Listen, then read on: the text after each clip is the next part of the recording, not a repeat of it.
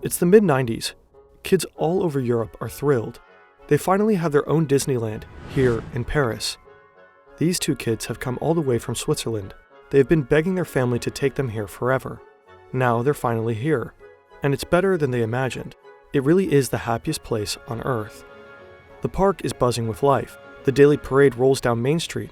It's like they're in a Disney movie. And behind them, towering above it all, is the park's centerpiece, Sleeping Beauty's castle, its golden spires gleaming under the French sun. At first glance, they look like any other family. Perhaps they are diplomats from East Asia, enjoying a day off in Europe. The siblings watch the parade, but their eyes keep drifting back to the castle, almost like they're imagining themselves inside it, maybe as part of a royal family. The thing is, they are royalty. But their life is no fairy tale. When the boy grows up, he'll have his own empire. When the girl grows up, she'll become one of the most dangerous women in the world. US officials see Kim Yo-jong as one of the key regime insiders. Kim officially about Kim Yo-jong leadership.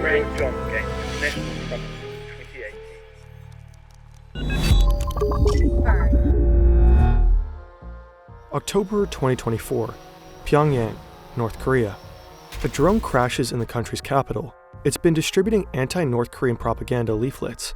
It was most likely sent by South Korea, another act in the decades-long war between the two formerly united countries. The regime issues an official statement, warning that South Korea can expect the worst if they dare to escalate military tensions again. The worst meaning nuclear retaliation. The border is armed at full wartime strength, on standby to open fire. Nuclear threats coming out of North Korea are nothing new. Kim Jong-un has long threatened to annihilate his neighbor and regularly flaunts the regime's growing nuclear arsenal. What is new is that this threat isn't coming from him. It's coming from her. Kim Jong-un's younger sister, Kim Yo-jong. The world has seen this woman before. In February 2018, at the Winter Olympic Games in South Korea, for the first time in decades, a direct member of the Kim family sets foot on South Korean soil. For 3 days, Kim Yo-jong captivates the media, attending meetings, having lunch with South Korea's president, Moon Jae-in, shaking hands. Unlike her brother, she is not intimidating. She is not shouting threats. She is charming, soft-spoken, and diplomatic. For a brief moment, it feels like North Korea might be changing course. Maybe this is the start of a new era, a path to peace. But the Yo-jong people see in South Korea is just one side of her. Soon, the world will see the other. North Korea is a country built on control. Every piece of information is carefully managed by the regime. Outside the DPRK, we like to think that we're in control of our own information. But just as you're watching this, data brokers might be collecting and selling your personal data, your home address, phone number, online searches, and even financial information. This data doesn't just fuel spam calls and scam attempts, it could even affect your insurance rates and future job applications. That's where Agony comes in to fight back for you. The service scans the web for your exposed data, sends automated removal requests, and keeps rescinding them to ensure your data stays deleted. It regularly rescans to keep data brokers from sneaking your info back into circulation, and lets you track it all in a clean, real-time dashboard. Take back your privacy now at incogni.com/FernTV and use the code FernTV for an exclusive discount on a 1-year plan. Remember, you probably can't erase yourself from the internet completely, but Agony helps you regain control over your digital footprint. In North Korea, images and stories matter. The Kims aren't just rulers, they are chosen by fate. Their power is divine. Every policy, every decision, every act of the regime serves a single purpose: ensuring the Kim dynasty's survival. Kim Yo-jong was born in 1987, or maybe in 1989. It's hard to verify. In 2011, Kim Jong-il dies unexpectedly. His youngest son, Kim Jong-un, is declared his successor. At his father's funeral, a young woman stands behind him, dressed in black, head tilted to the side, gaze lowered. She weeps like the others, but unlike her brother, nobody knows her name. Kim Yo-jong has spent her entire life in the shadows. Even inside North Korea, her existence is a secret. No photos, no official mention, no trace of her in state media. But that changes in the chaos of succession. At first, she blends in like any other aide, a quiet, dutiful presence in the background. She carries her brother's clipboard, stands at his side, and holds out a heavy crystal ashtray so the chain-smoking dictator can flick away his ashes. To the outside world, she looks just like another assistant. But if you look closely, she's always there, standing behind him at key moments, ensuring everything runs according to plan. Foreign analysts start noticing her presence. Intelligence agencies, journalists, and defectors all begin asking the same question. Who is she? For Kim Jong-un at least, she's a close confidant, the only member of the family he truly trusts. Maybe that has something to do with her childhood in Europe. Switzerland in the mid-90s. 2 North Korean children enroll in a private school in the city of Bern. Officially, they're the children of diplomats, but their passport names are fake. Nobody knows they are really the heirs to North Korea's most powerful family. Here, they're just 2 foreign kids in a country far away from Pyongyang. To their classmates, they seem like normal kids, playing soccer and inviting friends over to their modest apartment, going on ski trips, traveling Europe, and visiting Disneyland. A regular family. Except they're not. 우리는 평범한 집에서 살았고 평범한 가족처럼 행동했다. 나는 그들의 어머니처럼 행동했다. Their mother isn't their mother. Ko Young-suk, their aunt, was sent to care for them in Switzerland. Years later, she defected to the US, where she appears to have been living in secrecy ever since. Ko Young-suk told the Post she traveled from North Korea to take care of Kim, his older brother, and younger sister when they attended this boarding school in Switzerland. And just like her fake mother, one day the 2 fake diplomat kids vanished too. No warnings, no goodbyes.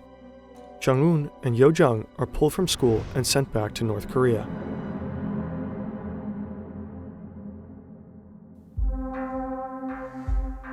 After Yo-jong's stint in Switzerland, she studies computer science at Kim Il-sung University in Pyongyang.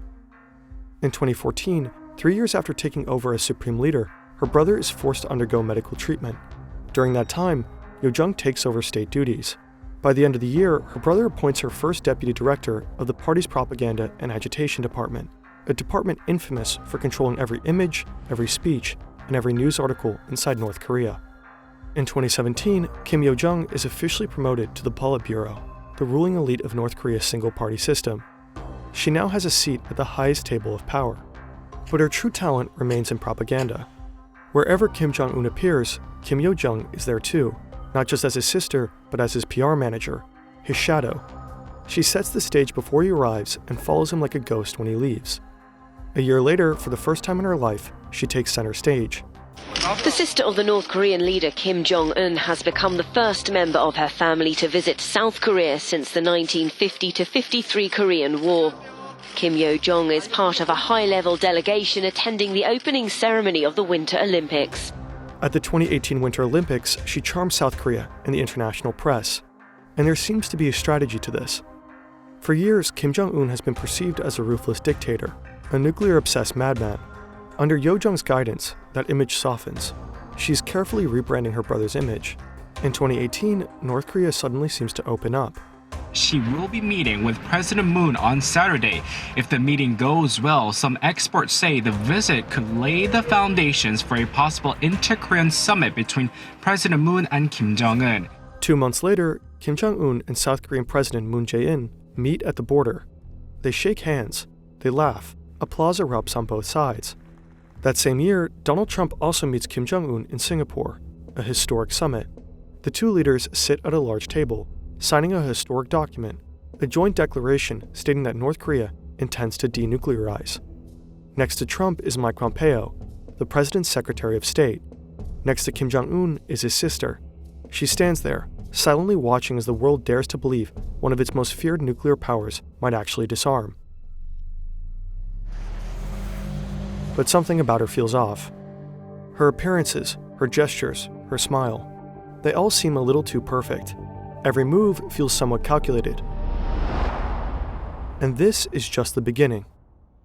There is very limited immediately available evidence, but from what we know, she fulfills the role of the communicator with South Korea and with the United States. But she was also tasked with the propaganda functions in the party apparatus. That's Ildar Daminov, a political scientist at the Central European University in Vienna. He spent years studying North Korea and its power structures. Yo-jong appears to be North Korea's top propaganda chief. Since she has taken over, the way the regime communicates with the world has changed significantly. It became much more flexible, and it also went online. So there were multiple attempts to also leverage some Western platforms such as YouTube, for instance, to broadcast certain North Korean points of view. Under Kim Yo-jong's watch, North Korean propaganda has gone digital. We've already covered the bizarre world of North Korean influencers in a previous video, link in the description. But Yo-jong's real role now seems to be that of the regime's chief foreign policy mouthpiece. And in North Korean terms, that translates to one thing above all: threats and insults. In 2020, Yo-jong orders the destruction of the so-called liaison office, an embassy-like facility right at the border of Kaesong, a fragile diplomatic connection between the two nations that has been established just a couple of years prior. Her once polite smile is gone. Her rhetoric gets more resentful and insulting. 남조선의 인간 쓰레기들, 남조선 권위자 놈들을 근절한 쓰레기통에 버려야 한다. In 2022, Kim Yo-jong addresses the nation in a rare public speech. It's the first time the North Korean public hears her voice in state media. 이 방역 전쟁의 나날 거열 속에 시비 앓으시면서도 자신이 끝까지 책임져야 하는 인민들 생각으로 한순간도 자리에 누우실 수 없었던 원수님과. The event is staged to praise her brother. He has a high fever, but never lays down to rest. Too worried about his people. Officials wipe tears from their faces. He has COVID, but according to her, the real culprit isn't COVID. It's South Korea. 우리 공화국에 비루스가 유입될 수 있는 위험한 짓거리를 계속 행하는 경우 우리는 비루스는 물론 남조선 당국 것들도 박멸해 버리는 것으로 대답할 것입니다.